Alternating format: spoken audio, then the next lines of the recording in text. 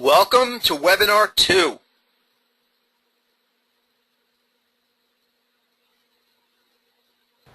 Is called a symmetrical triangle.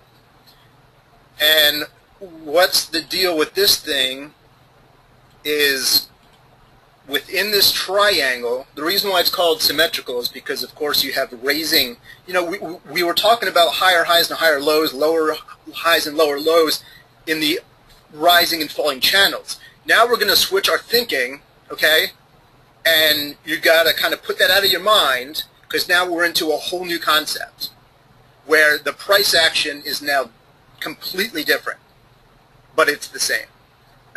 I know that sounds ridiculous, but as I told you, there's always exceptions to the rule. But the reason why I say it's the same is because anytime you're within a quote-unquote pattern, let's call a pattern any two lines, okay, that you draw, support, resistance, however you want to draw them, going in whatever direction. Inside of those lines is consolidation. And what consolidation is basically the traders are trying to decide what they want to do.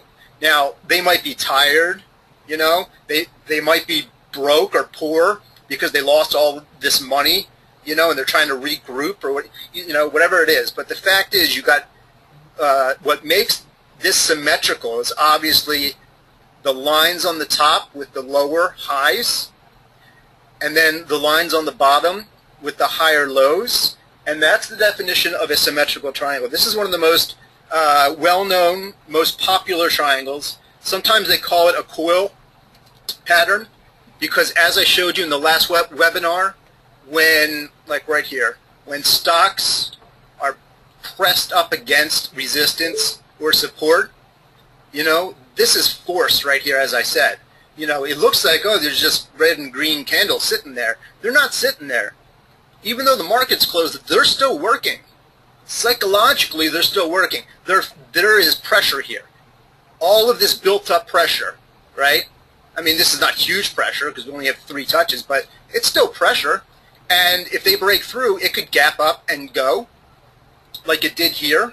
See this gap? That's very bullish. So this could really gap and go. If you want to trade Starbucks, it's an amazing company. But what I'm getting at is that's the same thing here. They call this a coil, or sometimes they call it a megaphone or a backwards megaphone. If you put your mouth on the right side here, that would be your megaphone, and you could yell that way. But the reason why it's a coil, again, is because all of this is pressure. This is pressure being built up by the bulls and the bears, and then when it does break out, you'll usually get some pretty good force on the breakout. Now, this is not my favorite view of a symmetrical triangle. Does somebody have a question? Oh, Rachi, welcome. You really didn't miss much, man. We're just, I covered falling channels, rising channels, which are the opposite of the falling that we covered on the last webinar, and it's basically just the opposite, lower lows and lower highs. This is being recorded, so you can always just watch it back. But now we're going to move on to triangles, and triangle formations are lower highs and higher lows. Okay, and so it forms this consolidation, and you have to have 2 touches at least for it to be considered appropriate. So you got a bunch of touches here, 1, 2, 3, 4, 5, whatever, 1, 2, 3, and this is not my favorite drawing. I searched for all these stocks and I was just trying to find one, and this is just, I went through the entire S&P 500 tonight, guys, and I couldn't find a symmetrical triangle. So this is the best I could do. Usually, when they're bigger, they're better. Yeah, that's what they say, right? Bigger is better. So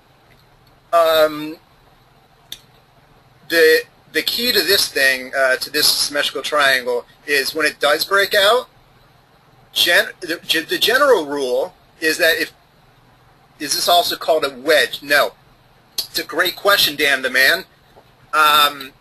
You can call it a wedge when experienced traders are talking, like me and Totally have had some conversations about wedges, and triangles, and he'll call it a wedge, and I'll call it a triangle, and I'll call it a wedge, and he'll call it a triangle. You know, yeah, when you get better, you can kind of mix match the words and the terms.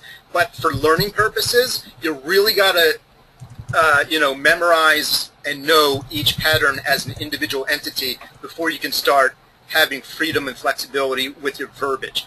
The difference of, I know your second question is, well, what is the difference? Okay, basically a wedge is going to be longer, and I'm not getting into wedges in this seminar because there's plenty of them for the next one. I just wanted to do triangles, but I'll just tell you the difference.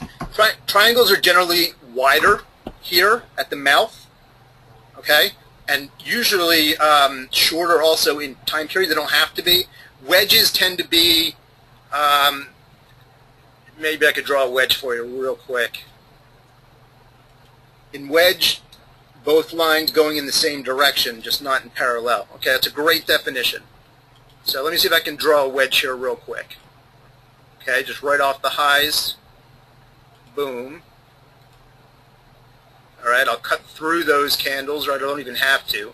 But just so that way you can see the definition of a wedge, I'm going to do that. So as you see, a wedge is longer, thinner, and that's basically the definition that Tolle just gave.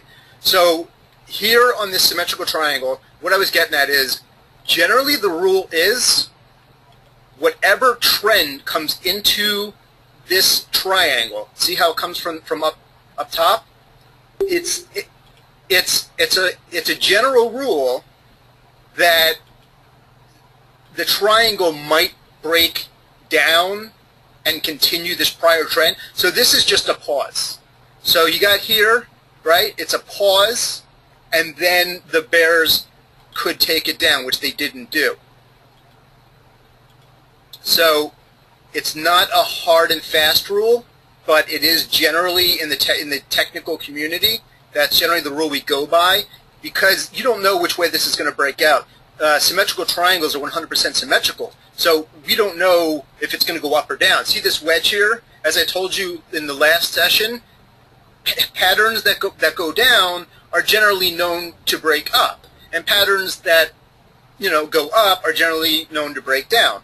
So here, we don't have that. We don't have any sort of direction or anything. So us traders use the prior trend as our friend to give us an indication that it probably will continue down. But as you can see in this case, it did not. So that rule goes out the window. Also, a good way to indicate which way something's going to break out, as I told you in the last webinar, is when you have pokers coming through, a lot of times those can indicate how it's going to break out as well. This is a pretty pathetic breakdown as far as price action, but it did end up going pretty good. But so also, a breakout of a symmetrical triangle, generally, the textbook rule is between 75 to 82%, or 73 to 82% of the way from the mouth, okay, to the breakout point. Now this is about probably, you know, 80%.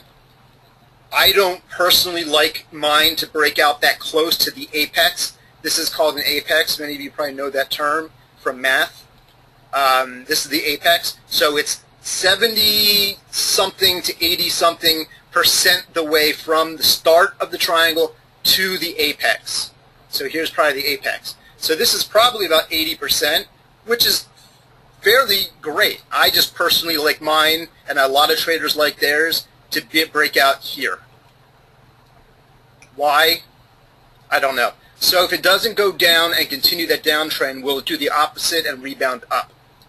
Well, yeah, that's actually a pretty great question, because since it didn't continue this trend down and we had this breakout here, obviously you guys know I'm a major confirmation guy, so here's your confirmation of the breakout. So at this point you have a a legitimate breakout to the upside, and then you can assume, I don't know if that's a gap or not, maybe a penny, I'm not sure, but you can assume that the breakout should go bullish. Yes, so that's a wonderful question, because that reinforces the fact that since we're seeing the complete opposite right here of